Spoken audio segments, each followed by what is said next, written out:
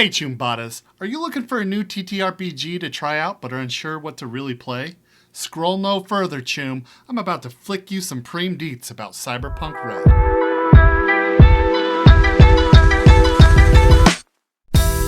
Cyberpunk RED is a dystopian role-playing game of the dark future, where social classes are massively divided and technology is so advanced that even ordinary people get cybernetic enhancements for their daily lives.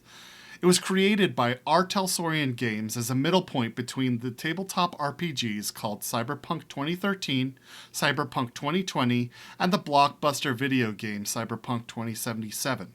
Unlike its counterparts, RED is set in the year 2045, in a world where megacorporations had gained powers greater than most governmental bodies. So large, in fact, that they waged war against each other for power and assets. These are called the corporate wars, and the most recent one, the Fourth Corporate War, two of the largest arms and security corporations, Militech and Arasaka, fought internationally. The outcome was a global-wide disruption of manufacturing and distribution chains as the whole world was drawn into the conflict. It's important to note that while Cyberpunk is set in a world ravaged by war and natural disaster, it is not post-nuclear holocaust.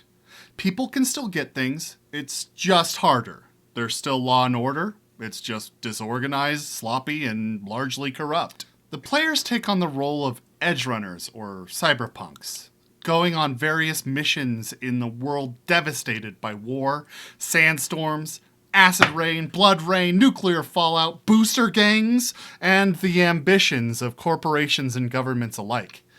Missions can range anywhere between a milk-run pickup, that turns out to be anything but easy, and a break-in of a high-security nightclub with seedy dealings. Players choose one or more roles which could be thought of as a loose analog to classes in Dungeons & Dragons, each with their own role ability that provides some function unique to that role. There are 10 roles in Cyberpunk RED, but each could easily be reskinned to represent something similar. There are rocker boys, who are rebels that use performance arts to influence the masses and meet their own agendas. There are solos, who are soldier for hire, unmatched in combat prowess and expertise. There are netrunners, who are hackers that infiltrate computer systems, fight off black ice and demons to help their companions in the meat world. There are techs, which are technicians that fabricate, modify, and disable technology. There are medtechs, which are street doctors responsible for keeping the party alive and installing the cyberware that they need for their competitive edge. There are medias, which are reporters or social influencers dedicated to exposing the truth. There are execs, which are corporate-backed leaders used to fund teams with that sweet corporate money. There are lawmen, who are law enforcement officers patrolling the streets with the backup of other lawmen. There are fixers, who are deal makers and info brokers, and the main way to get new and used goods in the post-war cyberpunk era. There are nomads, who are transportation experts that function in nomadic families and serve as the modern method for delivering goods in the post-war world. One of my favorite parts about Cyberpunk is the Lifepath system. This is a set of tables that let a player roll, or choose, a series of life events that help shape the character. It isn't mandatory that you participate in this, but it gives players an option if they're unsure about how they want their character to be or came to be. You can make friends and enemies here, have lovers that go cyber psycho, or draw the ire of some governmental agency.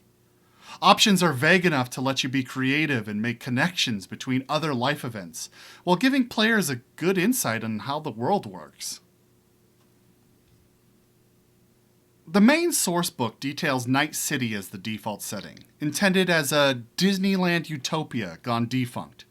But the rich and elaborate backstory chapter gives you great ideas for setting the game anywhere in the world.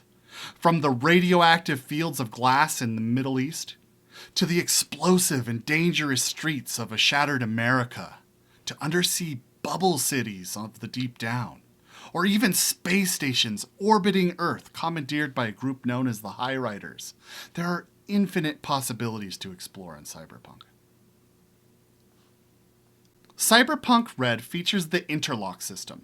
The only dice you need to run this system are a single d10 for skill and ability checks, and roughly 66 for determining damage. To make a skill check, you add your attribute plus your skill rank, plus or minus any modifiers that the GM sees fit for the situation. 10s explode, which means if you roll a 10, you get to reroll and add the result. Conversely, 1s implode, which means you reroll the die and subtract the result instead. In either case, this can only occur once. Cyberpunk is a great, quick system that is incredibly easy to understand.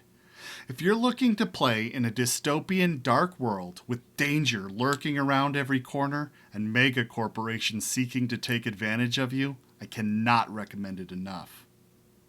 This was meant as a general overview, but if you want something more detailed, leave a like and subscribe, and let me know in the comments below. This has been CyberGhost with your overdose of Cyberpunk.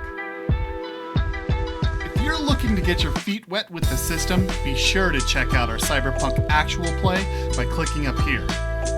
We air every Saturday at 10 p.m. Eastern Time, only on twitch.tv/saysversedeath. Link in the description below.